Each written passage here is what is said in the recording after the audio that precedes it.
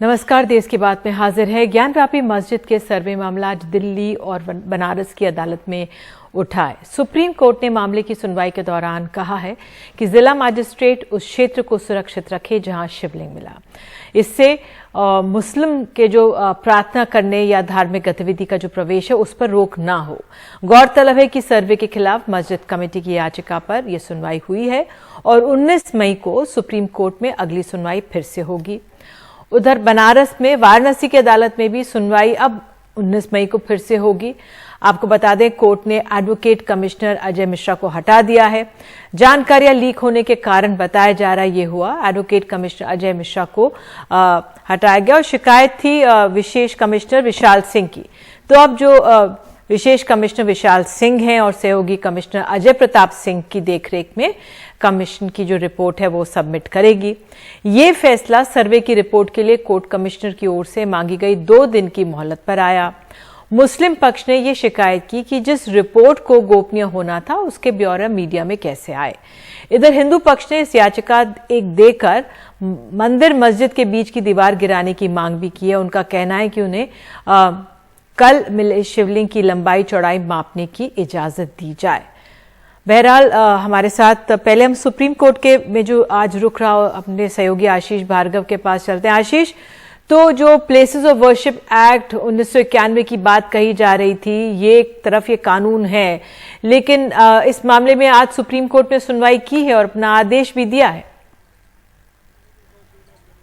जी बिल्कुल, देखिए, लेकिन वो कानूनी पहलू पर सुप्रीम कोर्ट की है। फिलहाल सुनवाई जो हुई किसी की कोर्ट के जो आदेश पर सुनवाई हुई है, जिसकी मुख्य मांग लेकर मस्जिद कमेटी यहां पर आई थी। उसकी मांग थी जो सर्वे का आदेश दिया गया है, जो सीलिंग का आदेश दिया गया है वहां पर, और रेस्ट्रिक्ट किया गया है कि सिर्फ 20 लोग नमाज पढ़ेंगे और पूरा जो वजू खाना है उसको सील करने की बात है, उस पर रोक लगाई जाए, ये तमाम मांग थी। तो सुप्रीम कोर्ट ने कहा है कि वो एक बैलेंस आदेश जारी कर रहा है। जिला मजिस्ट्रेट को कहा है कि वो जो जिस जगह पर शिवलिंग मिला उस एरिया को प्रोटेक्ट किया जाए, संरक्षण दिया जाए, लेकिन साथ ही ये भी सुनिश्चित किया जाए कि जो मुस्लिम हैं वो अपनी प्रार्थना कर सकें, धार्मिक गतिविधि कर सकें, नमाज वहाँ पर पढ़ सकें। सुप्रीम कोर्ट ने कहा है कि ये हम बैलेंस करने के लिए आदेश जारी कर रहे हैं। साथ ही सुप्रीम कोर्ट ने कहा है फिलहाल किसी तरह की रोक लगाने से इनकार किया है। हालांकि मस्जिद कमेटी चाहती थी कि कार्रवाई पर, सुनवाई जो बनारस की कोर्ट कर रही उसकी सुनवाई पर रोक लगाई जाए, लेकिन सुप्रीम कोर्ट ने कहा है कि फिलहाल ऐसा नहीं कर सकते। दूसरा जो पक्ष है वो सुप्रीम कोर्ट के सामने नहीं है। नोटिस जारी किया है यूपी सरकार को, हिंदू पक्ष को, वो अपनी बात यहां पर रखेंगे 19 मई को, यानी एक ही दिन बीच में है। परसों एक बार फिर गुरुवार को एक अहम सुनवाई इस मुद्दे पर होगी, क्योंकि ये मुद्दा एक ऐसा है जिसमें बहुत सारे कानूनी दांवपेच है, कानूनी उलझने हैं। तो ये मुद्दा इतना आसानी से सुलझने वाला नहीं है। बहुत फूंक फूंक कर अदालत को भी कदम रखना होगा, क्योंकि ये जो ऐसे जो केस हैं वो सिर्फ एक धार्मिक मुद्दे नहीं होते हैं, वो सिर्फ राजनीतिक मुद्दे नहीं होते हैं, वो लॉ एंड ऑर्डर के भी मुद्दे होते हैं और वो भावनाओं के मुद्दे हैं। लाखों करोड़ों लोगों की भावनाएं इसमें शामिल हैं। इसलिए सुप्रीम कोर्ट ने कहा है कि वो एक बैलेंसिंग ऑर्डर फिलहाल कर रहा है, एक बैलेंसिंग आदेश जारी कर रहा है। फिर 19 तारीख को एक बार फिर इस मुद्दे पर सुनवाई होगी और काफ़ी अहम वो सुनवाई होगी, क्योंकि हिंदू पक्ष भी अपनी बात रखेगा, मुस्लिम पक्ष तो आया हुआ है, यूपी सरकार अपनी बात रखेगी। सभी पक्ष जब अपनी बात रखेंगे तो फिर सुप्रीम कोर्ट तय करेगा कि इस मुद्दे पर जो दखल उसका होना चाहिए वो किस हद तक होना चाहिए। क्या ट्रायल कोर्ट इस मामले की सुनवाई करती रहेगी या उसकी सुनवाई पर रोक लगाई जाएगी? क्या प्लेसेस ऑफ वर्शिप एक्ट पर सुनवाई आगे बढ़ेगी? ये तमाम मुद्दे हैं जिस पर एकदम छोटी सुनवाई में नहीं हो सकता। हालांकि सुप्रीम कोर्ट ने आज अपने समय से अलग करीब 1 घंटे तक इस मुद्दे पर सुनवाई की है। बिल्कुल आशीष, ये बहुत अहम है और आपने ये जानकारी दी, इसके लिए बहुत बहुत धन्यवाद। तो वाकई जो आपने कहा है कि सुप्रीम कोर्ट भी इस बात का संज्ञान ले रहा है कि भावनाओं से जुड़ा हुआ मसला बन गया है। बहरहाल सुनील भराला, नेता बीजेपी, हमारे साथ हैं। सुनील साजन, प्रवक्ता समाजवादी पार्टी, हमारे साथ हैं। दोनों आप हमारे साथ जुड़े हैं। जो ये ज्ञानव्यापी का मसला है बहुत अहम हो गया है।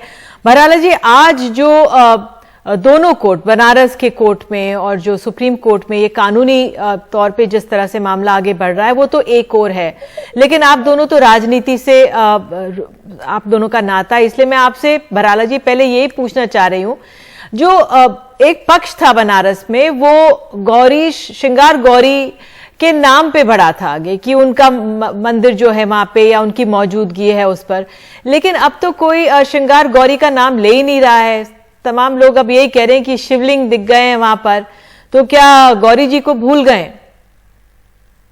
देखिए निधि जी, विषय इस बात का है कि वहां काशी विश्वनाथ जी, भगवान शंकर जी स्थापित है और काशी विश्वनाथ नगरी वो भारत की नहीं विश्व की एक प्रसिद्ध नगरी है और भगवान शंकर जी वहां विराजमान है।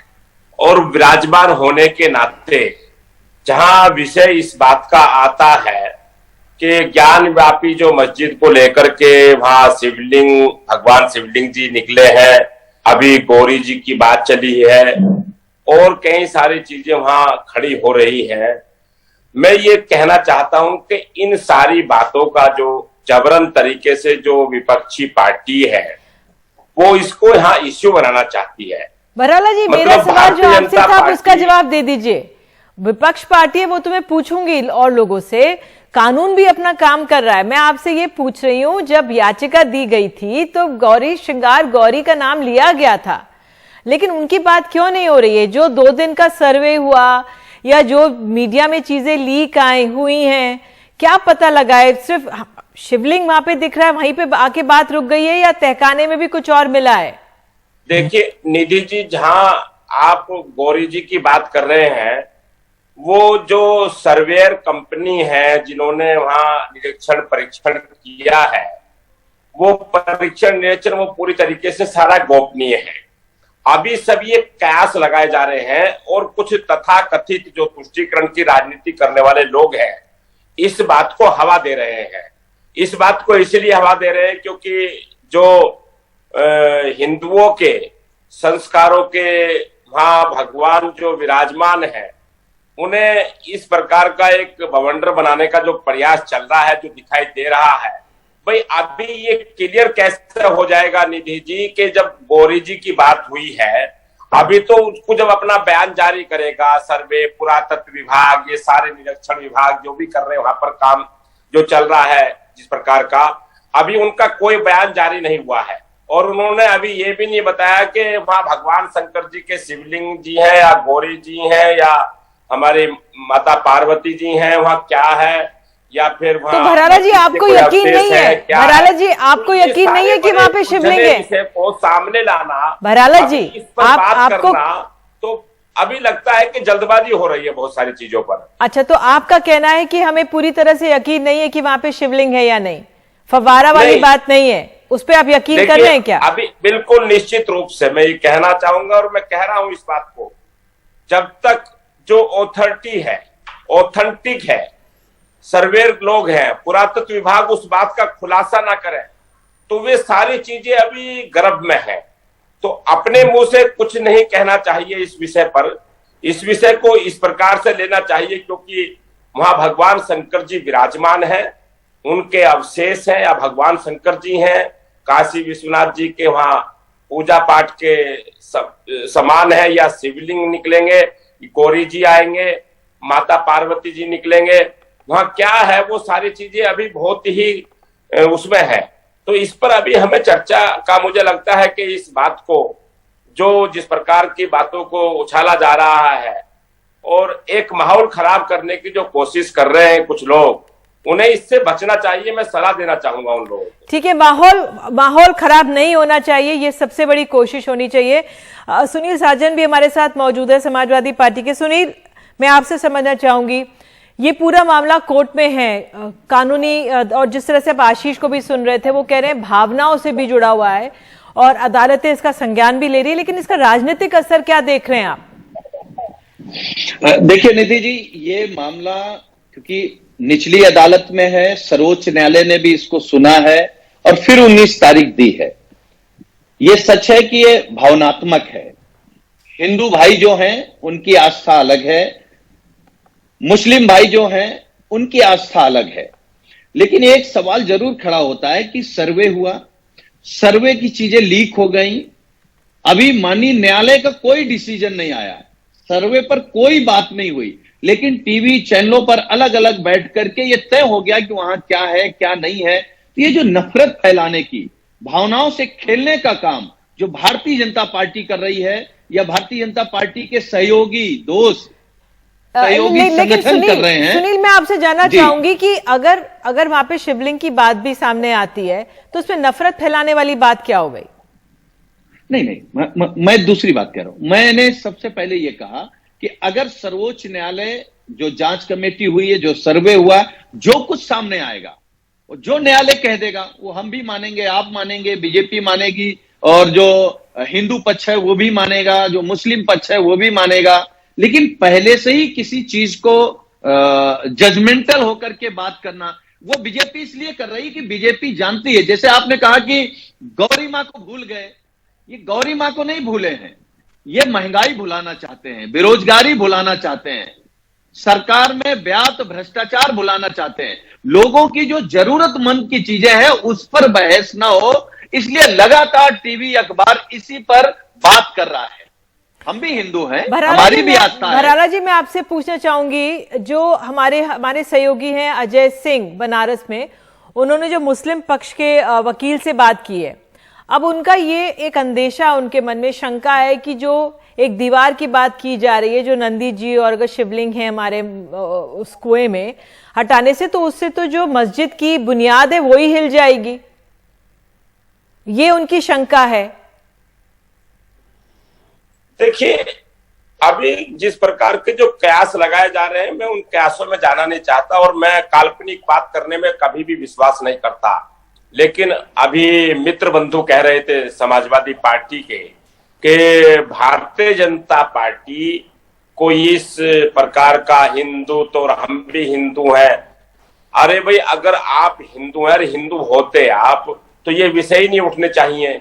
ये तो जो काम कर रहा है न्यायालय, जो कर रहा है काम पुरातत्व विभाग, और जो अपने हिंदू संस्कृति के, आप अगर पीछे चले जाओ इस देश के अंदर जो मुगलों के राज हुए हैं, अंग्रेजों के राज हुए हैं, वो किस प्रकार की राजनीति थी, वहां क्या कैसे था, या कोई बात हो सकती है कि जहां भगवान शंकर जी विराजमान हो काशी विश्वनाथ में, वहां क्या मतलब किस प्रकार से मस्जिद का निर्माण हुआ है, वहां कैसे हुआ है, क्यों हुआ है, उसका कोई इतिहास नहीं है, किसी प्रकार की बातें नहीं आ रही हैं। तो इस चीज को उलझाने का जो विषय, ये समाजवादी पार्टी के लोग और जो एक अकबर उद्दीन औसुद्दीन ओवैसी जो है, उनको उत्तर प्रदेश में राजनीति करने का मंच मिल रहा है। वो वहां पर तो कुछ हो नहीं रहा, उन पर आंध्रा में, हैदराबाद में तो वहां कुछ हो नहीं रहा, वहां सारे चुनाव में हार जाते हैं, और यहाँ आकर के वो जो है तमाम तरह की वहां। चलिए भराला जी, आपने भी अपनी बात रखी, सुनील आपने भी अपनी बात रखी, लेकिन ये ऐसा मसला है जो एक बड़ी आबादी की भावनाओं से जुड़ा हुआ है, और दोनों अदालतें इसका भी वो ध्यान रख रही हैं, और कानून भी अपने आप हमारे सामने है। हमारे सहयोगी अजय सिंह है बनारस में, उन्होंने विशाल सिंह और अजय प्रताप सिंह से बात की, जिनकी देखरेख में अब सर्वे का काम आगे बढ़ेगा। 19 को ये लोग अपनी रिपोर्ट सामने रखेंगे। आइए बातचीत सुनाते हैं आपको। हमारे साथ एडवोकेट कमिश्नर विशाल सिंह है, यहाँ पर जो है वो अजय प्रताप सिंह है, और उसके साथ उनके सारे अधिवक्ता गण जो है यहाँ पर, जो उनके बेंच के हैं वो सारे लोग, तमाम लोग यहाँ पर हैं, सभी लोग जो थे वो सारे लोग यहाँ पर मौजूद हैं। हम विशाल सिंह से जानने की कोशिश करेंगे कि सर, हम ये जानना चाह रहे हैं कि आज क्या हुआ अदालत में, आपने जो समय माननीय न्यायालय ने 2 दिन का समय दे दिया है, और हम लोग रिपोर्ट तैयार कर रहे हैं कमीशन की कार्रवाई का, और उसमें राजेंद्र नाथ पांडे जी हमारे सहयोग में हैं, संजय सिंह गाढ़ी जी सहयोग में हैं, ये लोग हमारा सहयोग कर रहे हैं, और अजय प्रताप जी साथ में हैं ही। आइए इसके बारे में विस्तृत ये बताएंगे। निश्चित बताएंगे। तो अजय प्रताप जी, ये जानना चाह रहे हैं कि आज क्या हुआ कोर्ट कमीशन में, जो मतलब जो अजय मिश्रा के लिए क्या कहा अदालत ने? जो 3 दिन कार्रवाई चली और उसकी रिपोर्ट हम लोग तैयार नहीं कर पाए थे, थोड़ा सा डॉक्यूमेंट की कमी के कारण जो समय से रिपोर्ट नहीं दे पाया था, इसके लिए श्री विशाल जी ने एप्लीकेशन दिया था माननीय न्यायालय में कि हमको 2 दिन का और समय दिया जाए रिपोर्ट दाखिल करने के लिए। वो एप्लीकेशन अलाउ कर ली गई और 2 दिन का समय उसको प्रदान किया गया। नहीं तो अजय मिश्रा जी के लिए क्या किया गया? अजय मिश्रा जी को फिलहाल माननीय न्यायालय द्वारा जो है उनको हटा दिया गया है। ऐसा लगता है कि सहयोग न करने के कारण शायद हटाया गया है, अभी आदेश हमने देखा नहीं है, लेकिन जहाँ तक मुझे ऐसा लगता है कि सहयोग न करने के कारण हटाया गया है। तो अब आप लोग बाकी 2 दिन में पूरी रिपोर्ट सबमिट करके अब आप लोग इसको सबमिट करेंगे? जी हाँ, हम बृहस्पतिवार को। जी, हम लोग मिल करके और 2 दिन में पूरी रिपोर्ट जो है, शुक्रवार को, आज मंगल है, बुध बृहस्पति यानी शुक्रवार को जी माननीय न्यायालय में जो है रिपोर्ट जो है सबमिट कर देंगे। अच्छा, जो बाकी की जो आप दो आपत्ति लगी थी, एक हिंदू पक्ष की तरफ से एक नया प्रार्थना पत्र दिया गया था और शासकीय अधिवक्ता के, उसके लिए क्या एक दिन का समय दिया है? कल के सुनेंगे? हाँ, कल के लिए उसके लिए समय दिया गया है। कल के लिए उसके लिए समय दिया गया, तो वो लोग वो सारी चीजें वहाँ वो वादी पक्ष और प्रतिवादी पक्ष ये लोग अपना आर्गुमेंट करेंगे उसमें। विशाल सिंह जी, कितने % सर्वे का काम पूरा, मतलब आप लोगों की रिपोर्ट का काम पूरा? जी, हम लोग का लगभग पूरा हो गया है। हो सकता है कि हम लोग कल तैयार कर लें। 2 दिन का समय दिया गया है, निर्धारित के समय के अंतर्गत हम लोग रिपोर्ट अपनी दाखिल कर देंगे। तो साफ है कि जिस तरह से बता रहे हैं कि काफ़ी ज़्यादा रिपोर्ट जो है वो सबमिट मतलब बनाई जा चुकी है। 2 दिन का समय मिला है, कल भी वो पूरा कर सकते हैं और एक दिन उसको पूरे एहतियात की कहीं कोई चूक ना हो जाए, तो उसके लिए पूरा 1 दिन का उनको और समय मिलेगा और उम्मीद की जानी चाहिए कि 2 दिन बाद जो तय मियाद है उसमें जमा कर दें। और बाकी जो 2 आपत्ति लगी थी उसके लिए कल सुनवाई हो सकती है, लोग अपनी अनापत्ति लगाएंगे और उस पर अदालत कुछ बात कर सकती है। वाराणसी से पुरुषोत्तम के साथ अजय सिंह, एनडीटीवी इंडिया। और अब सीधे चलते अपने सहयोगी सौरभ शुक्ला के पास, जो वाराणसी कोर्ट के बाहर ही मौजूद हैं। सौरभ, ये पूरा मामला दिन भर चर्चा में रहा है, अब वहां पे बताइए क्या चर्चा है, कौन सा पहलू है जो सबसे गर्म है? निधि, देखिए, इस समय सवाल पूरी सर्वे कमीशन की रिपोर्ट पे खड़ा हो गया। एक तरफ विशाल सिंह को आप सुना आपने, विशाल सिंह कह रहे हैं कि दूसरे कोर्ट कमिश्नर थे अजय मिश्रा, उनके कंडक्ट पर सवाल है। उनके द्वारा एक वीडियोग्राफर था जो बाहर आके बाइट दे रहा था और सूचनाएं लीक कर रहा था, जिसे कोर्ट ने हटा दिया है। और अजय मिश्रा से बात हुई हमारी, जिनको हटाया गया है, जो कोर्ट कमिश्नर थे, उन्होंने कहा है कि उनकी तरफ से कुछ पक्षपातपूर्ण कुछ नहीं किया गया है और विशाल सिंह ने उनके साथ राजनीति कर दी है।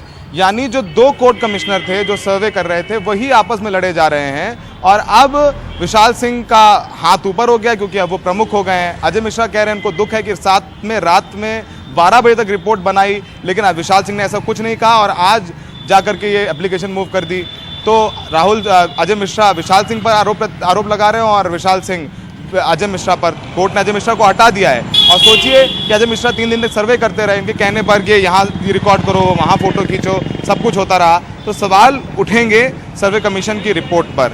लेकिन विशाल सिंह ने एनडीटीवी से बात की है, जो हमसे बात की उसमें उन्होंने कहा है कि उनकी रिपोर्ट पूरी तरीके से निष्पक्ष है और बिल्कुल पक्षपात नहीं किया गया है। बनारस गंगा यमुना तहजीब का शहर है, तो अब रिपोर्ट सबमिट हो जाएगी कोर्ट के सामने। कल बहुत महत्वपूर्ण है, कल 18 तारीख को जो एक नई पिटीशन मूव की गई थी जो हिंदू पक्ष की तरफ से कि दीवार तोड़ी जाए और जो शिवलिंग है उसकी लंबाई चौड़ाई और मोटाई का सर्वे कराया जाए, उस पर सुनवाई हो सकती है। मुस्लिम पक्ष को 1 दिन का वक्त दिया है कोर्ट ने आपत्ति दर्ज कराने के लिए। तो कल कोर्ट ये सुनेगा कि वहाँ पर जो पिटीशन दायर की गई है दीवार तोड़ करके सर्वे कराने की, एक नया सर्वे कराने की, उस पर कोर्ट सुनवाई करेगा और परसों विशाल सिंह अपनी रिपोर्ट दाखिल करेंगे जो सर्वे की रिपोर्ट है जिसको लेकर के विवाद हो गया है। निधि, बिल्कुल, ये बहुत अहम है जो सौरभ आपने ये बातें कही हैं और इस केस पर शायद पूरी देश की नज़र इस समय बनी हुई है। हालांकि महंगाई एक बहुत बड़ा मसला है। बहरहाल, मुझे एक ब्रेक लेने के लिए कहा जा रहा है, ब्रेक लेंगे और उसके बाद हम आपको कर्नाटक ले चलेंगे। अब किस तरह से जो वहाँ की 10वीं की किताबों में कौन गायब हो गया है, कौन शामिल हो गए हैं सीबीएसई के सिलेबस में, इस पर एक रिपोर्ट दिखाएंगे। बने रहिए देश की बात के साथ।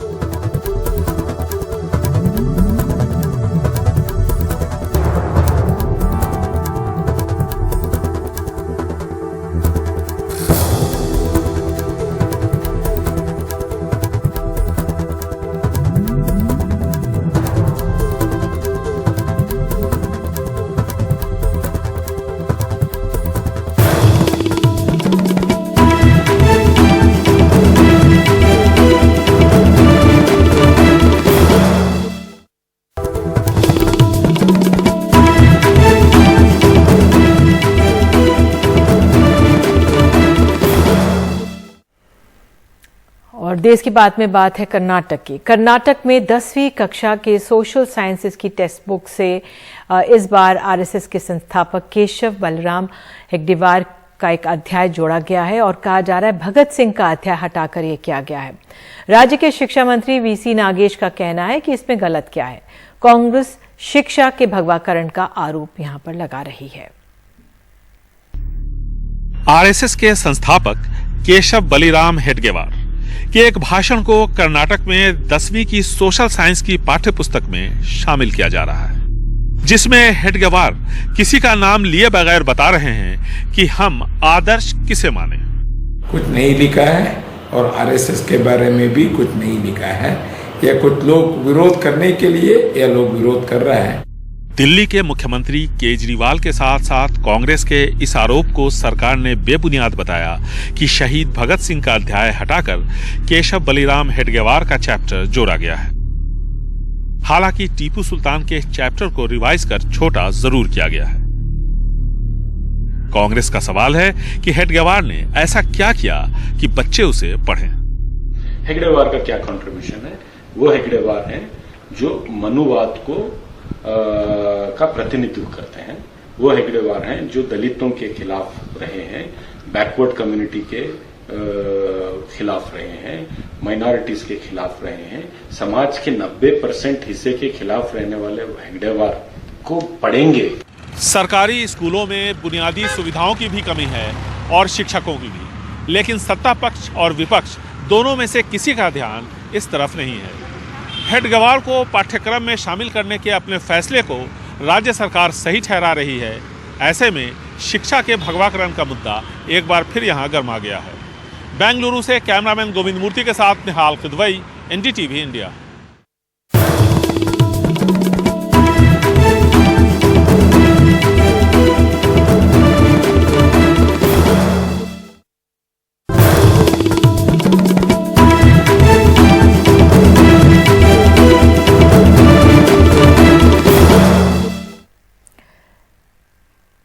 तो देश की बात में अब खबर है महाराष्ट्र से।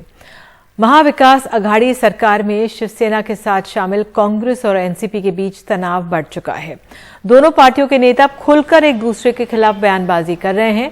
मामला भंडारा और गोदियो जिले परिषद का है। कांग्रेस का आरोप है कि 53 सदस्यों वाली गोदियो जिला परिषद के चुनाव में बीजेपी की मदद कर एनसीपी ने सरकार बनाई और कांग्रेस को धोखा दिया है।